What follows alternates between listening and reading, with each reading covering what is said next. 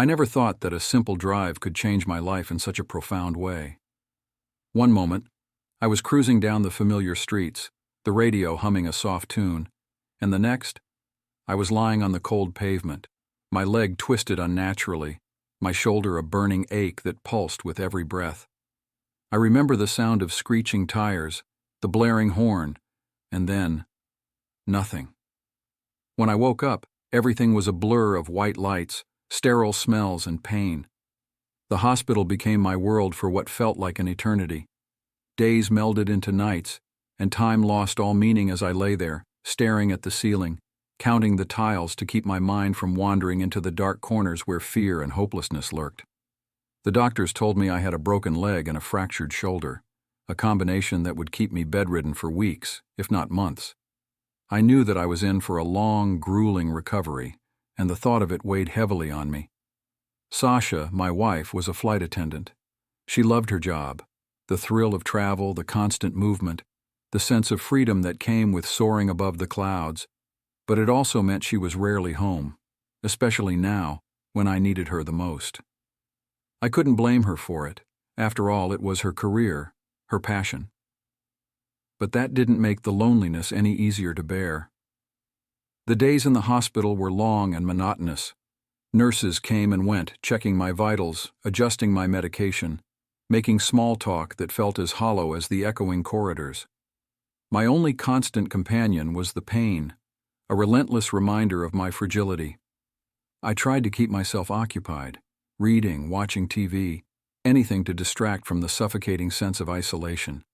But it was hard to escape the reality that I was utterly alone in this battle. Julie, my sister, was the one who kept me sane.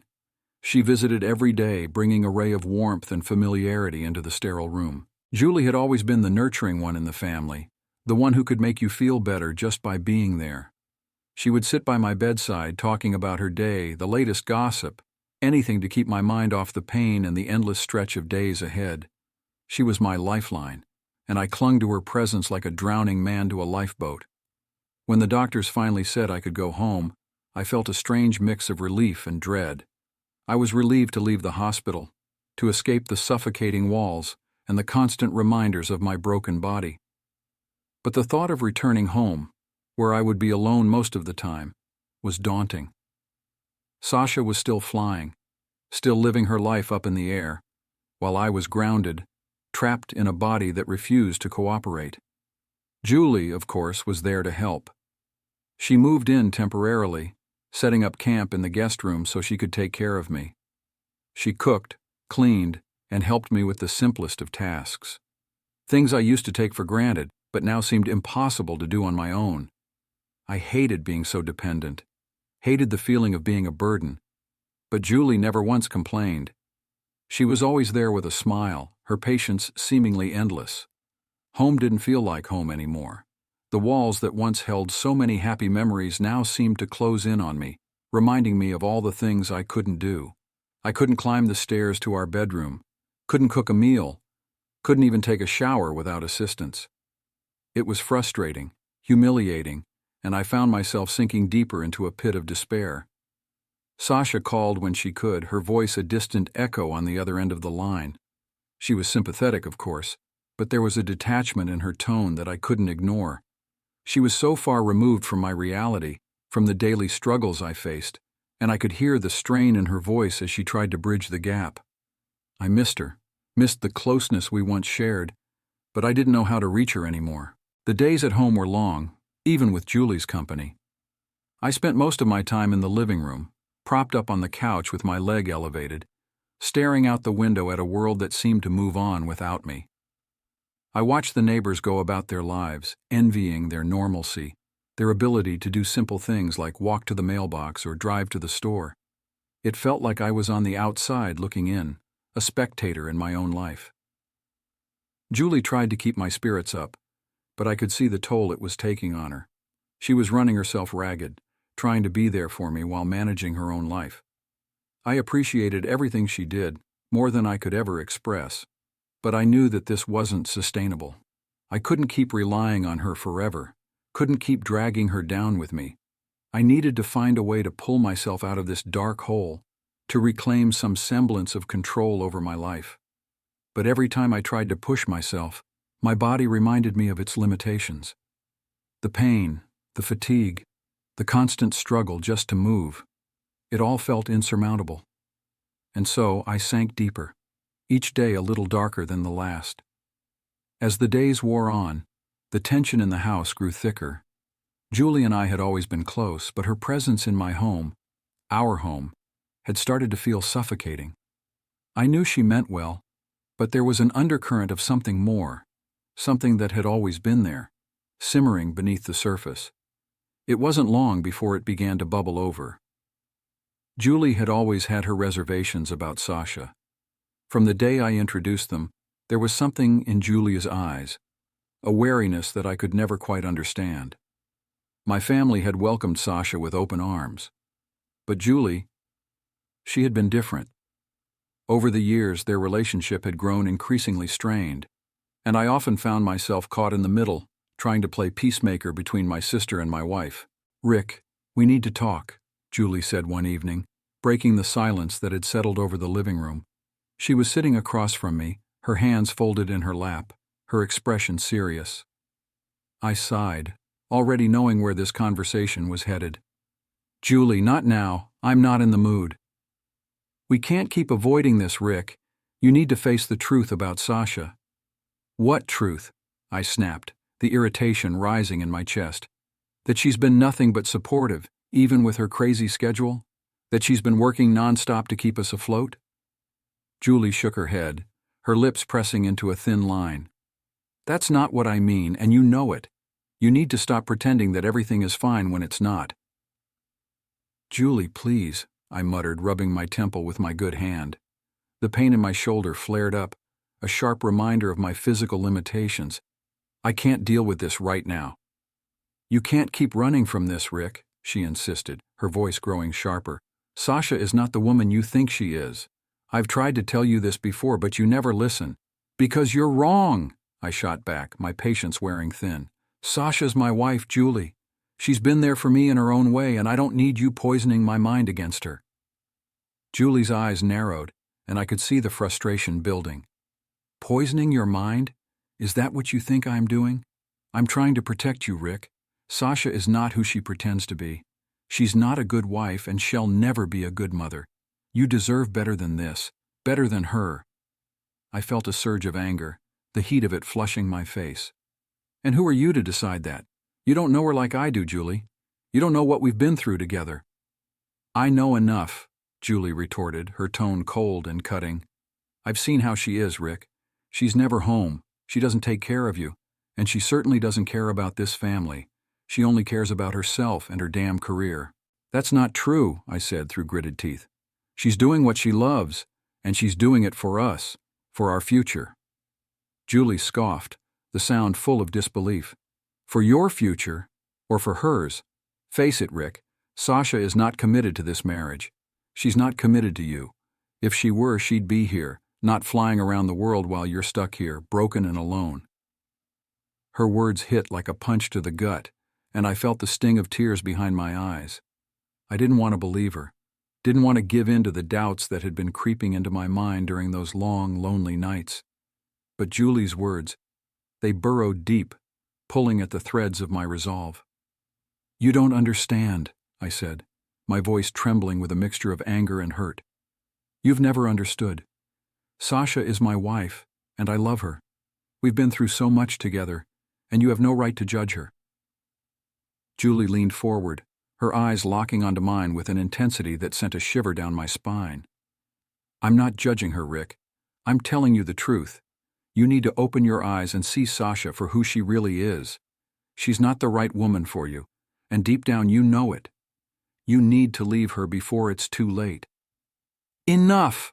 I shouted, the force of my voice startling even myself. "I won't hear another word about this, Julie. I don't care what you think. Sasha is my wife, and I'm not leaving her. So just drop it."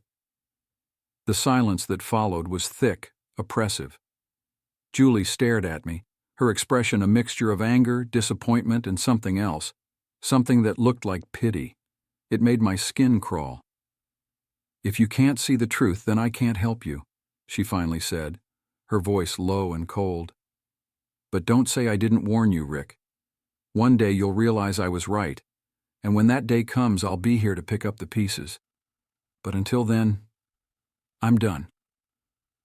With that, she stood up, her movements stiff and controlled, and walked out of the room. I watched her go, my heart pounding in my chest, a mixture of guilt and frustration gnawing at me. I wanted to chase after her, to apologize, to somehow make things right, but I was rooted to the spot, my body betraying me once again. I sat there for a long time after she left, the room growing darker as the evening light faded. The conversation replayed in my mind, over and over, each word like a thorn digging deeper into my skin. I didn't want to believe Julie, didn't want to give in to the doubts she had planted. But they were there now, growing, festering, making me question everything I thought I knew. And worst of all, I couldn't escape them. Not this time. I spent the night in a haze of restless sleep, my mind replaying the argument with Julie on an endless loop. Her words had burrowed deep, like a splinter I couldn't remove. Every time I closed my eyes, I saw her face, the disappointment etched in her features, the anger in her eyes. I wanted to forget, to push it all aside, but it gnawed at me, keeping me awake until the first light of dawn crept through the curtains. Julie didn't stay the night like she usually did. She left after our fight, and a part of me was relieved to have the house to myself again, even if it meant facing the silence alone. But that relief was short-lived when she returned the next morning, her expression calm but determined, as if she'd made up her mind about something. "Rick, we need to talk," she said, her voice soft but firm. She didn't wait for an invitation to sit. She just did, taking the chair across from me, the same spot she had occupied the night before. "I don't want to do this again, Julie," I muttered, my voice rough from a sleepless night. "We've already said everything there is to say." "No, we haven't," she insisted, leaning forward slightly. "I wasn't fair to you last night, and I'm sorry. But you need to hear me out. This isn't about me being right or wrong. This is about you and what you deserve to know." I didn't respond, just stared at her, waiting for her to say whatever it was she had come to say. There was a heaviness in the air, a tension that made my chest tighten. "Rick, I know you love Sasha, and I know you want to believe the best in her," Julie began, her tone gentle. "But there's something you need to know, something I've been keeping to myself because I didn't want to hurt you." My heart began to pound, a sense of dread creeping over me. "What are you talking about?" Julie hesitated for a moment, as if searching for the right words. "Sasha has been cheating on you, Rick, for a long time." The words hit me like a punch to the gut, leaving me breathless. I stared at her, waiting for her to take it back, to say it was some kind of twisted joke. But she didn't.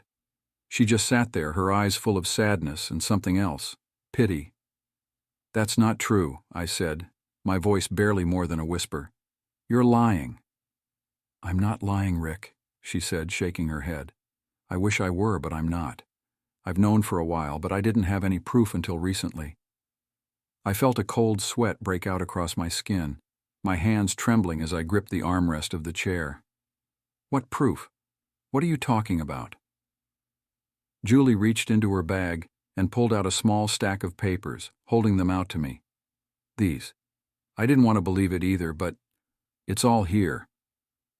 I stared at the papers, my mind reeling. Part of me wanted to grab them to see for myself, but another part of me, the part that was terrified of what I might find, kept me rooted in place. "I don't want to see that," I said, my voice shaking with a mixture of anger and fear. "I don't believe you." "Rick, please," Julie pleaded, her voice breaking slightly. "You need to face the truth. I didn't want to be the one to tell you, but you deserve to know. Sasha. She's been seeing someone else. I have photos, texts, everything." The room seemed to tilt, the walls closing in as my vision blurred. I felt like I was drowning, gasping for air that wouldn't come. "Stop it, Julie. Just stop it." "I'm not trying to hurt you," she said, tears welling in her eyes. "I'm trying to help you. I don't want you to be blindsided when this all comes out. You need to know the truth, Rick, no matter how much it hurts. I stood up, my body shaking with rage and despair. Get out! Rick, I said get out! I shouted, the sound of my own voice shocking me. I don't want to hear any more of your lies, Julie. Just go. Get out of my house. She stared at me, her eyes wide with shock, her face pale. Rick, please. Leave! I roared, my voice cracking under the weight of my emotions. I don't want to see you. I don't want to hear another word. Just go. Julie stood slowly, her hands trembling as she gathered her things. I could see the tears streaming down her face, but I didn't care. I was too consumed by my own pain, my own anger. I wanted her gone, wanted to be alone with the thoughts that were tearing me apart. As she reached the door, she paused, looking back at me with an expression I couldn't quite read. I'm sorry, Rick. I'm so sorry. And then she was gone, the door closing softly behind her, leaving me in a silence that was deafening. I stood there for a long time, my mind numb, unable to process what had just happened. The papers she had left behind lay on the table, a silent accusation, but I couldn't bring myself to look at them. Instead, I sank back into the chair, burying my face in my hands as the first sob tore through me. I didn't know what to believe anymore. I didn't know if I could survive the truth. The days that followed were a blur of anger and confusion. Julie's departure had left a gaping hole in my life, and the silence in the house was suffocating. I couldn't bring myself to look at the evidence she had left behind. The stack of papers remained untouched on the table, a constant reminder of the conversation I wanted to forget. But even as I tried to push it all aside, the doubts gnawed at me, eating away at the foundation of everything I thought I knew. My parents came by a few days later, their faces etched with concern. I should have been relieved to see them, but instead their presence only deepened the bitterness that had taken root in my heart. They were supposed to be my refuge, the people I could turn to when the world felt too heavy to bear. But as soon as they walked through the door, I could sense that something had changed. Rick, we need to talk, my mother said gently, her eyes flicking nervously towards my father. I felt my stomach twist with dread. What is it now? I muttered, already knowing I wouldn't like where this was going. We've spoken to Julie, my father said, his voice steady but firm. She told us what happened between the two of you. I clenched my fists, the anger bubbling up again. And what? You're here to lecture me too? To tell me how I'm making a mistake? Rick, please, my mother said softly, placing a hand on my arm. We just want to help you. Julie showed us the evidence. We think you need to take it seriously. Evidence? I spat, jerking my arm away from her touch. You're really going to believe that? You're going to take her side over mine? It's not about sides, my father said, his tone exasperated. This is about the truth. Julie wouldn't have brought this to you if she didn't believe it was real. She cares about you, Rick. We all do. And what about Sasha? I shot back, my voice rising. You've always loved her, haven't you? Or was that just for show? My parents exchanged a look, a silent communication that only made me angrier. Rick, we do love Sasha, my mother said, her voice trembling slightly. But that doesn't mean we can ignore what's happening. If there's a chance that she's been unfaithful, you deserve to know. I don't want to hear this, I said, my voice breaking. You don't know her like I do. You don't know what we've been through. This is our life, our marriage, and you have no right to interfere. Rick, we're not trying to interfere, my father said, trying to keep his voice calm. We're worried about you. We just want to make sure you're not blinded by your feelings. Sometimes love can cloud our judgment. Cloud my judgment, I echoed, my anger flaring up again. You think I'm just some fool who can't see what's right in front of him? You think I'm so desperate to believe in Sasha that I'd ignore the truth? That's not what we're saying, my mother said, tears welling up in her eyes. We just don't want you to get hurt any more than you already have. We love you, Rick. We're just trying to protect you. Protect me? I shouted, my voice echoing off the walls. You're not protecting me. You're tearing my life apart. I never asked for your help and I don't need it now. You don't understand anything about what's going on. This is my marriage, and I'll handle it my way." My parents fell silent. The hurt and sadness etched across their faces, but I was too angry to care. I couldn't believe that the people who had always supported me, who had always loved Sasha, could turn on her so easily. It felt like a betrayal, another knife in the back when I was already bleeding from the wounds Julie had inflicted. "We just want what's best for you," my father said finally, his voice heavy with resignation. "But we won't push you. If you don't want our help, we'll respect that. Just don't shut us out completely, Rick. We're still your family." They left soon after, their footsteps echoing down the hallway, leaving me alone with the storm of emotions raging inside me. I had never felt so alone, so utterly abandoned by the people I thought I could always count on. It was as if the world had turned against me, leaving me stranded in a sea of doubt and anger. As I sat there, the silence pressing in on me, I couldn't help but wonder if Julie had been right all along. If maybe I was the one who was blind, clinging to a love that was no longer real. But I couldn't face that possibility. Not yet. Not while there was still a sliver of hope that everything I believed in wasn't a lie. For now, all I could do was hold on to that hope, even as it slipped through my fingers like sand. The papers Julie had left behind sat untouched on the small table in my bedroom, a silent reminder of the turmoil that had erupted in my life. I had avoided them for days, refusing to give in to the curiosity, or was it fear, that gnawed at the edges of my mind. Every time I looked at them, I felt a cold dread settle in my chest, a heavy weight that made it hard to breathe. I couldn't bring myself to open them, to see what Julie had found that had convinced her so thoroughly of Sasha's betrayal. I wanted to believe in my wife, in the life we had built together, but the doubts Julie had planted were like seeds, taking root in the fertile soil of my mind, growing stronger with each passing day. I paced the room, my thoughts a chaotic swirl. I couldn't shake the feeling that everything I knew, everything I believed, was hanging by a thread. What if Julie was right? What if those papers held the truth, a truth I wasn't ready to face? But what if she was wrong, and by giving in to my doubts, I destroyed the one thing I had left that was still real? The indecision was paralyzing, a constant tug-of-war between my heart and my mind. I told myself that as long as I didn't look, as long as I didn't confront what was in those pages, there was still hope. But I also knew that burying my head in the sand wouldn't make the doubts go away. It was only a matter of time before the uncertainty consumed me. That evening, Sasha returned home from a long flight. I heard the familiar sound of her keys jingling in the lock, followed by the soft click of the door closing. My heart leaped at the thought of seeing her, of having something normal, something comforting, to hold on to. "Rick?" her voice called out, light and cheerful. "I'm home." "In here," I replied, forcing a smile as I heard her footsteps approaching. When she walked into the bedroom, the sight of her was like a breath of fresh air.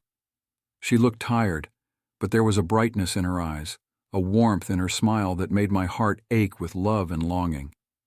For a moment, everything felt like it could go back to the way it was, like the past few days had been nothing more than a bad dream. "How are you feeling?" she asked, leaning down to kiss me. Her lips were soft and familiar, a comfort I desperately needed. "Better now that you're home," I said, my voice betraying none of the turmoil raging inside me. She smiled, but as she straightened up, I noticed something, a flicker of something in her eyes. Worry? Guilt? I couldn't tell, but it was enough to make my stomach twist with unease. "I missed you," she said, her voice softer now, almost hesitant. "I hate being away for so long." "I missed you too," I replied, my words heavy with the weight of everything I hadn't said yet. For a few moments we just stood there, the silence between us growing thicker, more oppressive. I could feel the tension in the air, the unspoken words hanging like a dark cloud over us. I knew I couldn't keep it in any longer. I had to tell her what had been happening, had to get it out before it consumed me. "Sasha, we need to talk," I said, my voice betraying the anxiety I felt. "There's something you should know, something that's been going on while you were away." Her smile faltered, and I saw the worry in her eyes deepen. "What is it?" I took a deep breath, trying to steady myself. Julie was here. She found something. Some evidence, she says. She thinks you're cheating on me." The words hung in the air, heavy and suffocating. I watched as the color drained from Sasha's face, her eyes widening in shock. But it wasn't the shock of someone wrongly accused. It was the shock of someone caught. "Sasha," I said, my voice trembling, "tell me it's not true, please. Tell me Julie's wrong." She didn't say anything at first, just stared at me with wide, terrified eyes. And then slowly she lowered her gaze, unable to meet mine. My heart plummeted, a cold dread settling deep in my bones. "Sasha," I repeated, my voice barely more than a whisper. "Is it true?" She swallowed hard, her hands trembling as she wrung them together. "Rick, I never wanted you to find out like this." Her words were like a dagger to the heart, sharp and unforgiving. I felt the world tilt beneath me, everything I knew slipping away like sand through my fingers. You never wanted me to find out?" I echoed, my voice trembling with a mixture of disbelief and despair. "So it's true? You've been cheating on me?" She nodded, tears spilling down her cheeks. "I'm so sorry, Rick. I didn't mean for it to happen. It just did." I felt like I was drowning, gasping for air that wouldn't come. The room spun around me, and I had to grip the edge of the table to keep myself from collapsing. "How long?" I asked, my voice hollow, devoid of emotion. "A few months," she admitted, her voice barely more than a whisper. I met someone on one of my flights. It was stupid, and I know I've hurt you, but I never wanted to hurt you like this." The words echoed in my mind, each one a nail in the coffin of our marriage. I couldn't believe what I was hearing, couldn't process the fact that the woman I loved, the woman I had trusted with my life, had betrayed me in the worst possible way. "You've been lying to me this whole time," I said, the anger rising in my chest. "You've been lying to me while I've been here, broken depending on you, trusting you.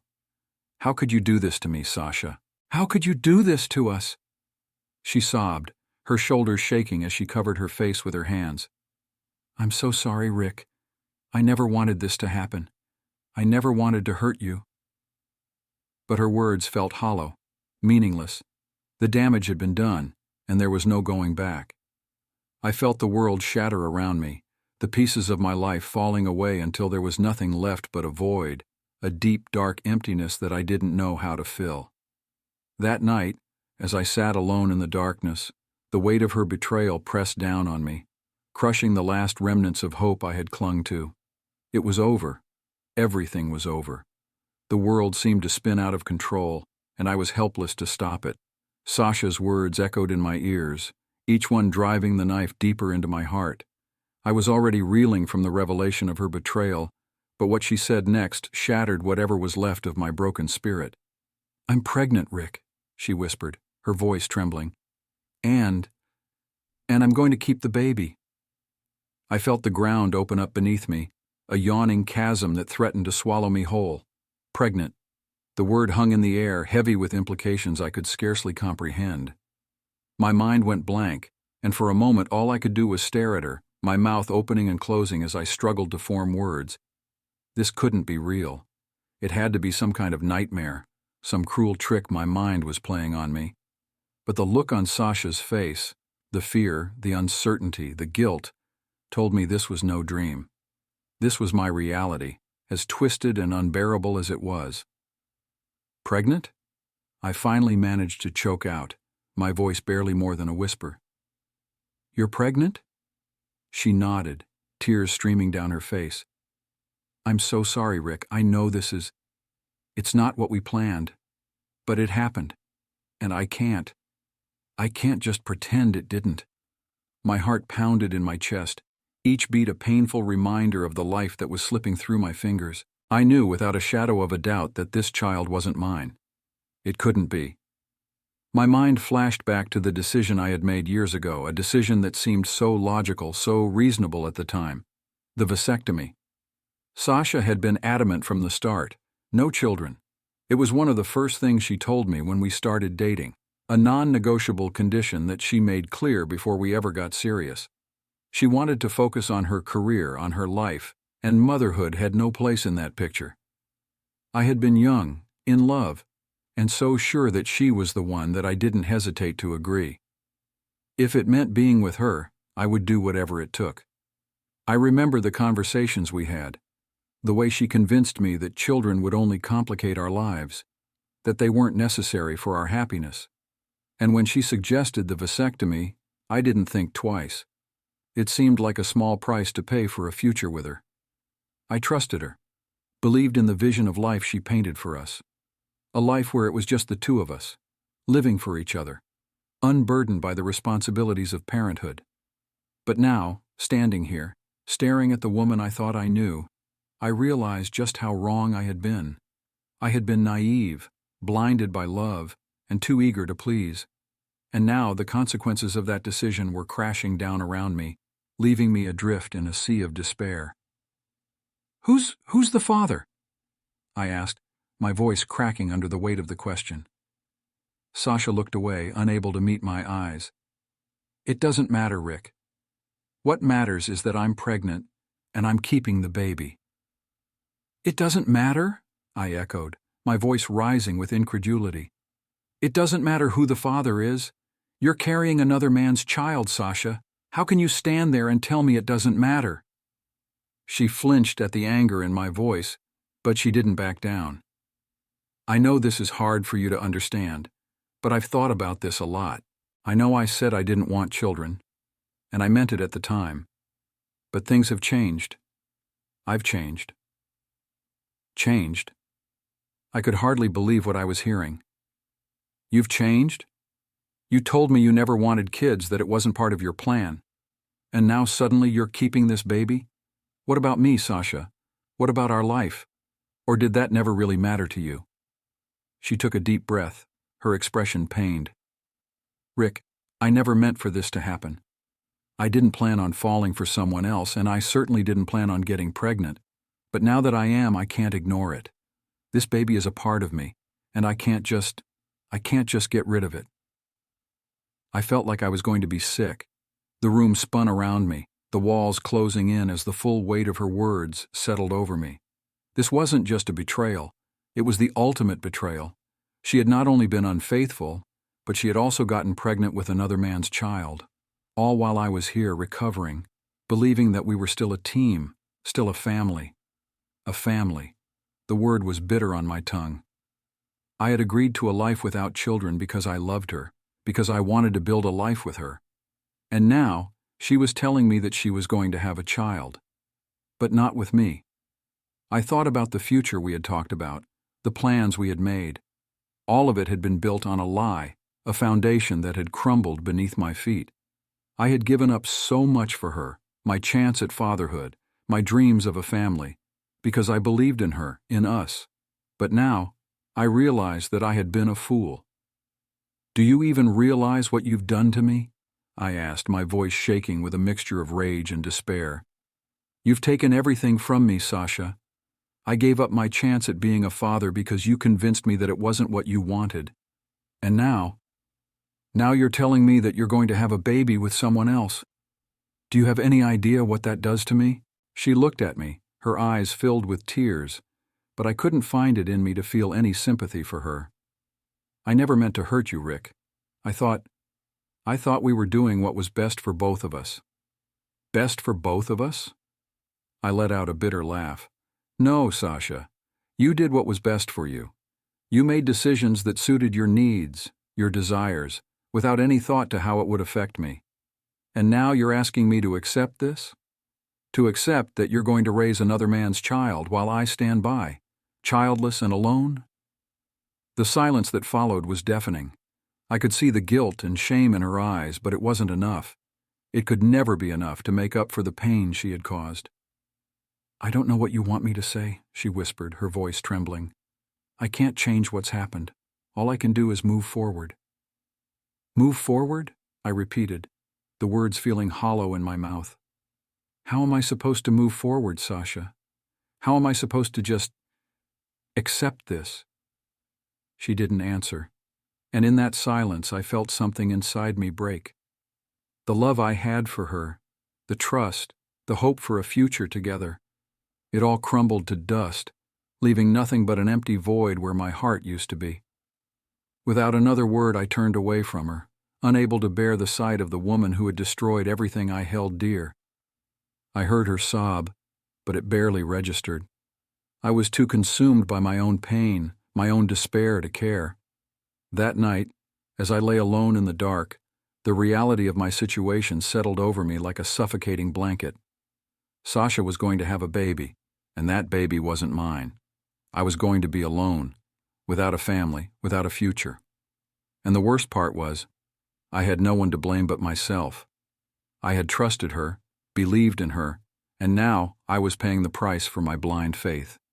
The life I had built, the dreams I had held on to for so long, they were gone, shattered beyond repair, and I was left with nothing but the cold, hard truth.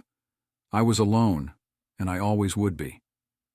After that final conversation with Sasha, it was clear that there was nothing left for us. The foundation of our marriage had crumbled, and with it, any hope for a future together. The divorce was swift, almost clinical in its execution, as if neither of us had the energy or the will to fight for something that was already dead. Sasha didn't ask me to stay, didn't beg for forgiveness or try to salvage what we had. She knew, just as I did, that the damage was irreparable. Perhaps she understood the depth of the pain she had caused me, or perhaps, as I had come to realize, she was simply too selfish to care. In the end, she chose herself, as she always had. She chose her life, her freedom, and the child she was determined to raise on her own. And I was left with nothing but the ruins of a life I thought I knew. The weeks after the divorce were a blur of paperwork, legalities, and empty spaces where my life with Sasha used to be. Our home, once filled with the laughter and warmth of two people in love, now felt like a hollow shell. I couldn't stay there, couldn't bear the reminders of what I had lost, so I found refuge in the one place that had always been a sanctuary, my parents' house. I didn't move in with them, but I spent most of my days there, seeking the comfort of their presence, the familiarity of the home I had grown up in. It was a balm for the wounds I carried, a place where I could hide from the world and try to piece together the shattered fragments of my life. Julie, of course, was there too. She had always been a constant in my life, but now, after everything that had happened, I saw her in a new light.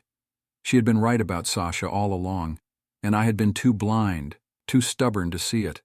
I owed her an apology, but more than that, I owed her my gratitude. One afternoon, as we sat on the porch watching the kids play in the yard, I turned to her, the words that had been weighing on my heart finally finding their way out. "Julie, I'm sorry." She looked at me, her brow furrowed in confusion. "Sorry? For what?" "For not listening to you," I said, my voice thick with regret. "You tried to warn me about Sasha, and I didn't want to hear it. I should have trusted you." Julie smiled, but there was a sadness in her eyes. "Rick, you were in love. It's not easy to see the truth when your heart is telling you something else. I just wanted to protect you, but I know how hard it is to hear something you don't want to believe." "I should have known better," I muttered, shaking my head. I was so caught up in what I thought we had that I couldn't see what was right in front of me. "You loved her," Julie said softly, "and there's nothing wrong with that. But sometimes love blinds us to the things we need to see. You did what you thought was right, and there's no shame in that." I nodded, but the regret still gnawed at me. I just wish I had realized sooner. Maybe things would have been different. Julie reached out and took my hand, giving it a gentle squeeze. "You can't change the past, Rick, but you can learn from it. You're a good man, and you deserve to be happy. Don't let what happened with Sasha make you think otherwise." I looked at her, the woman who had always been my rock, and I felt a wave of gratitude wash over me. "Thank you, Julie, for everything." She smiled, and for the first time in what felt like forever, I felt a glimmer of hope. Maybe she was right.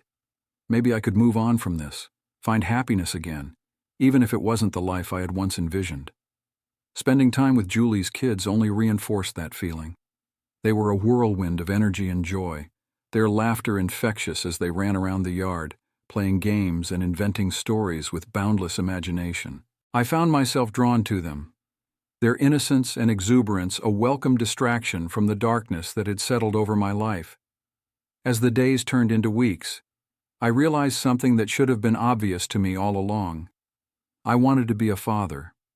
The time I spent with Julie's children awakened a longing in me that I had buried long ago, a desire that had been suppressed by the choices I made for Sasha's sake.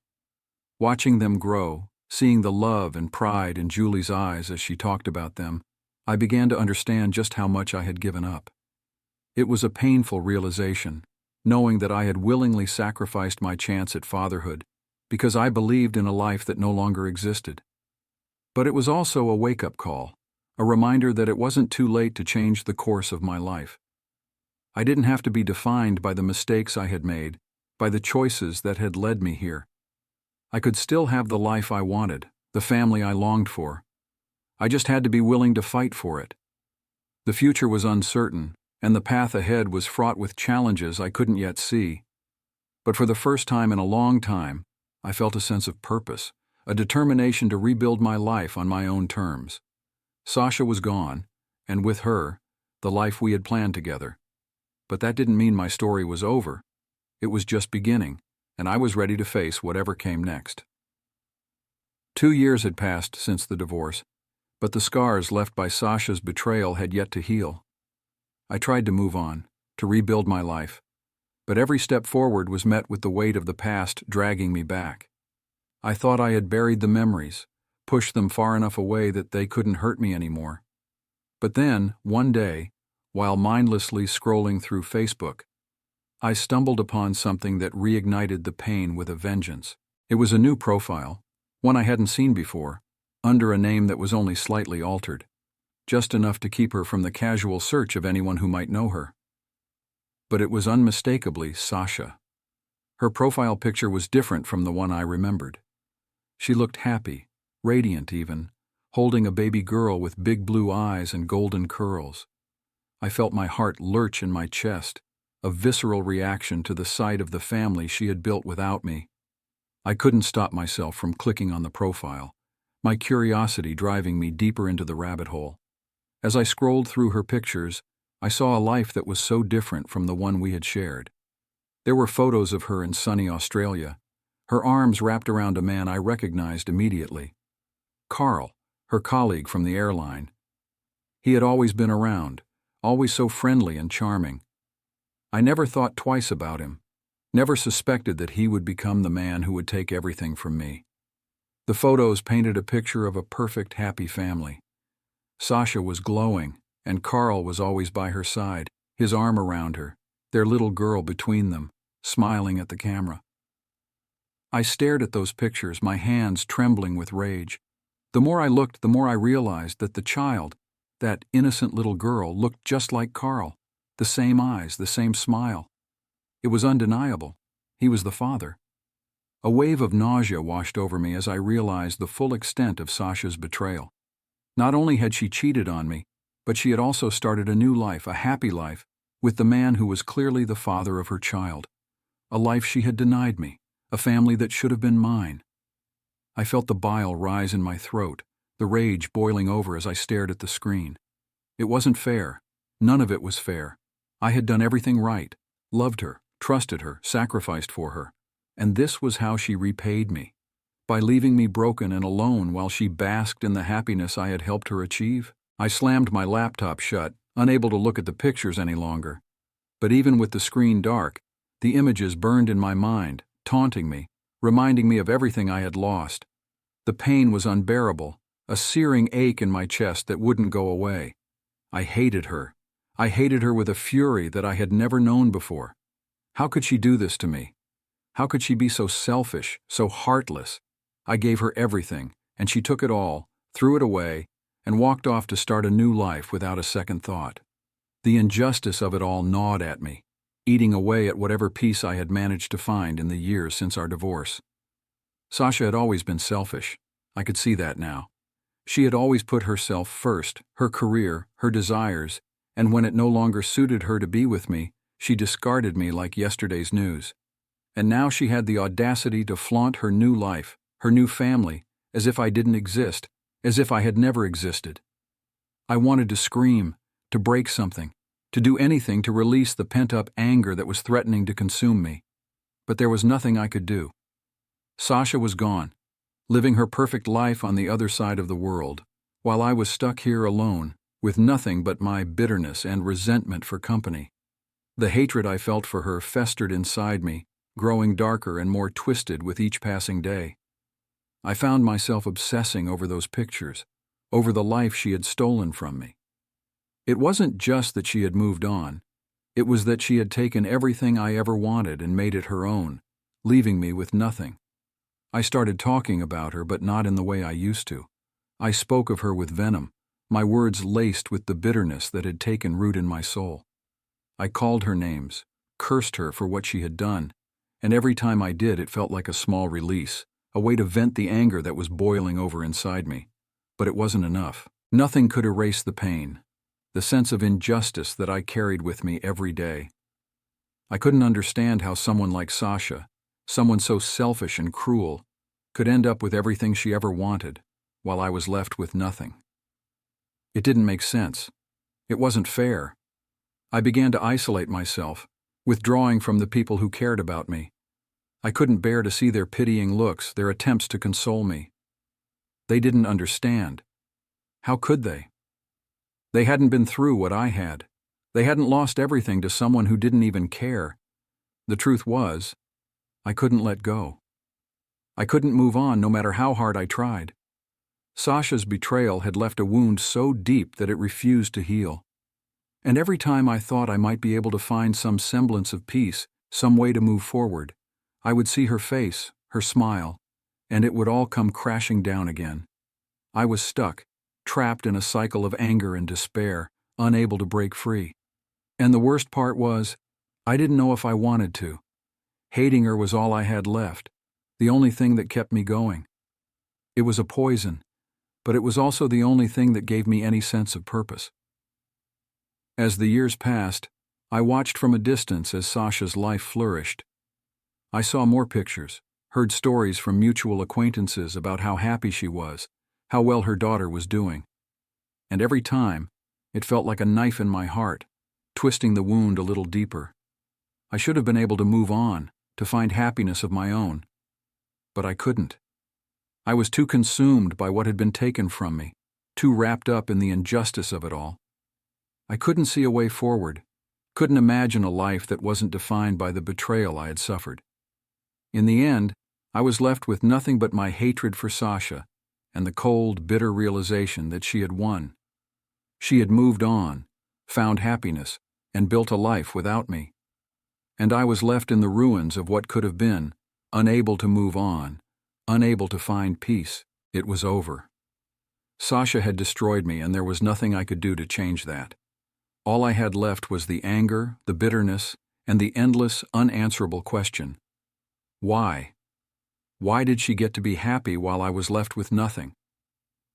But there were no answers, only the cold, hard truth that life wasn't fair. And as much as I hated it, as much as I wanted to believe otherwise, there was nothing I could do but accept it. Sasha was gone, and with her, any hope I had for a future. All that remained was the past, a past that I couldn't escape, no matter how hard I tried.